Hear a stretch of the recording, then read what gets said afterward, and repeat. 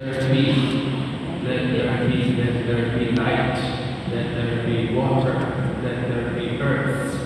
Salita, no? Ito napakalakas. And the Word of God given to Mama Mary became flesh, and that is Jesus Christ. The Word, Logos, sa salitang Grego, Logos. And that Logos is the beginning. But He has no beginning. But He has a beginning because He declares and He chose Himself to live as human being like us. Kaya nagkaroon siya simula. Only the Word nagkaroon dito sa mundo. But in the beginning, in everything before, even before and before, the beginning is God. Wala siyang beginning. He has no end. And nagkaroon rin siya ng time, narating siya dito sa lupa, in time and in history. No? Dahil sa kagustuhan niya, matikman ang pagiging tao. Just siya, very powerful, very almighty, kasi naging tao siya, naging very weak and mortal. He is immortal, hindi siya namamatay. Pero hindi niya ginawa niya sarili niya na pwede pumatay.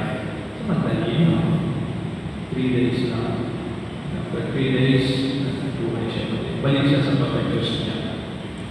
Pero nagpo ang din na pinag-game natin yung dito. The power of the Word.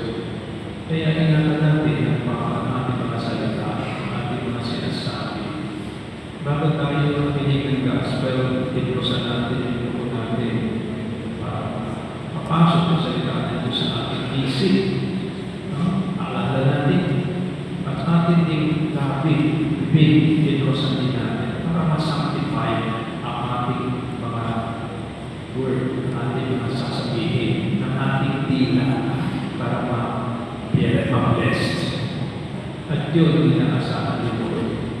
Kung siya ang word, so every word that after sa ating mga bibig, ay makatalaga. At counted, mga kapatid, counted. Binigilan ni Lord yan, binigilan niya kung ano naman sa ating bibig. Katotohanan ba o kasinungalingan o puro mura, curse, or blessing. Pagod sa dalawa, mga dalawa. Ingatan natin, binigilan ni Lord yan. Sapagkat siya yung word, kaya very important siya. Tayo, pinakaginan ng kanyang word. And the word became flesh and dwelling among us. At naalala natin, pagkakabot tayo ng communion, bago tayo tumagdag. Sabi natin, Lord, I'm not worthy that you should enter under my roof, but only say the word. Sabihin mo lang po ang salita. Sabihin mo lang ang word. And my soul shall be healed. At ako'y mahihil sa aking kasalanan. Sabihin. Yung word niya is very powerful. Nais na yun, di pa yung palagalan natin ang word. Siya. He is the word. Sabi dito, the beginning was the word. And the word was with God. No? But everything was created through this word, Jesus. Anong klaseng word dito eh? Salitaan nito si Jesus mismo. Yan mismo ang word. Kaya napanito ang Panginoon dito to bring us the word of good news, ang gospel. At kung paano tayo pinakilala niya ang katotohanan. Kung sino ang Diyos Ama, pinakilala niya. Kung sino siya, pinakilala niya. By His words. And also by His action. Sama na yun, kasama yun. Tumutugma ang kanyang salita sa kanyang kilos. May mga tao hindi tumutugma ang salita sa kanilang kilos. Minsan ay ang mabait ng salita, pero sa kilos, hindi mo mabait. Sa kilos, sa gawa, hindi mo mabait. Sa salita, okay. Pero ganun ba, hindi tumutugma ko minsan? Bakit tutugma ka sa ulo? Ang mga sinasabi mo na puros na katotohanan lang. Nagsasalita tayo ng katotohanan at pinupromote natin si Jesus who is the Word. Siya ang salita. And everything that comes out evil from our mouth evil in the ears of God. Ang sakit. Masakit sa kanyang pagdinig yun. Pag nagmumura ka, nagsisinungaling ka, masakit. Kapag dinig ni Lord, being offended to Him. Yes. Nakakasakit sa kanya. Kaya ingatan natin ang ating mga pananalita makakapagin. Kaya naman ng bahagi dito sa ating Ebanghelyo. Siya yung Word, siya ang Diyos, siya ang katotohanan. I am the truth sa kanya. The way talaga. I am the truth. Ako yung katotohanan. Okay, nagsasalita ng katotohanan. Ako yung inyong pinagtutuan. Tutuan siya. Ako yung inyong pinarakalan. Pag nagsasalita kayo, puros katotohanan. Lalo na kayo sa panahon natin. Ang daming faith, ang daming falsehood. Totoo katotohanan ng maglabas. Pagsisinungaling, labot kayo Edward. Labot kayo Edward. Puro pagsisinungaling ang mga sinasabi. Maliit naman ang Father. White lies, small lies lang. Maliit na kasinungalingan. Pareho lang. Wala kayo paligid. Pareho lang. Minsan talaga, katotohanan, masakit, di ba? But truth will set you free. Sabi ka, palalayain ka ng katotohanan. Saan? Sa pagsisinungaling. Sa pagpapalat kayo. May malamang karanasan na nagsisinungaling mga palat kayo yung hypocrites mo no? Kasi parang ikaw lang ang magaling. Nagsisinungaling ka, ayaw ilabas sa katotohanan kasi alam mo makakasama ka. Balik ka. Pag sinabi mo katotohanan, makasama ka sa mga tao, okay ka kayo. No? Okay na okay ka kayo. Totoo lang sinasabi. Sa mga tao, hindi sa katotohanan, sorry na lang sila. Para sa mga nila, masama ka, pero sa mga nila, okay ka. Yan lang po.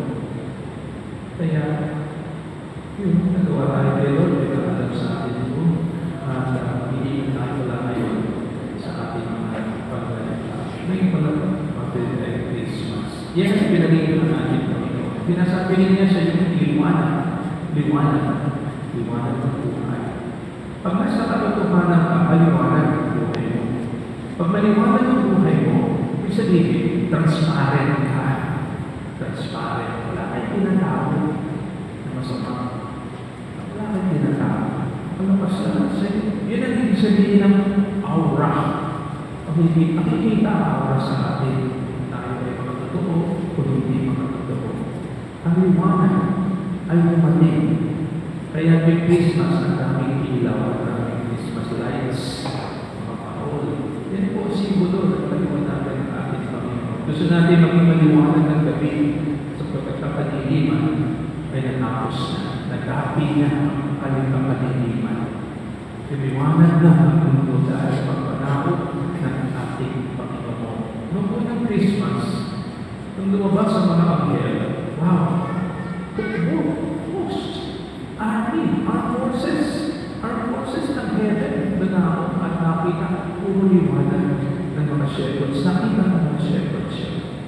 Ang kaliwanagan. No? Ganun kasi doon talaga sa langit. Ganun talagang maliwanag doon. Kaya, hindi anak tayo ng mga kaliwanagan. Kaya natin ang kaliwanagan. At yan yung nangyari kung tayo ay iyagan. Tayo nasa sa atin ng kandila. Ang kandila na yun represents Jesus, who is the light of the world, na nasa atin ng mga puso. Kaya kami na natin ang liwanag. Naalala niyo yung parable ng Jesus about the 10 virgins. Naghihintay sila pagdating na dumating ang kinasalan. Pero silang ginawa na dapat lang nakasipin. Meron pa ako, may pa labis para hindi mabubos yung siga. Yung iba naman, the foolish ones, the foolish ones, hindi nagdala ng tao, namatay, nabubos yung ginawan nila. Dumating yung kinasal, hindi sila nakapasok. At nakapasok, yung nakabukas ang ilaw. Yung mga nakasildi.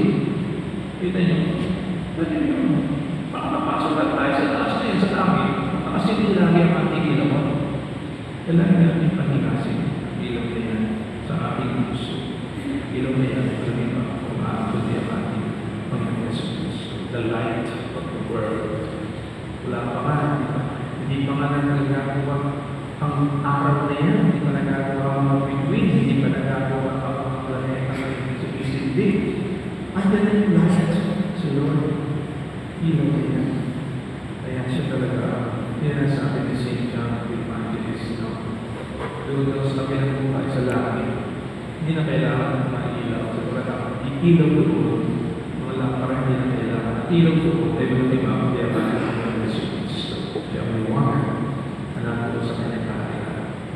Kaya kapatid, yan ang dinala dito ng Jesus kung siya isila, matuwa tayo. Dinala niya sa atin ang salita.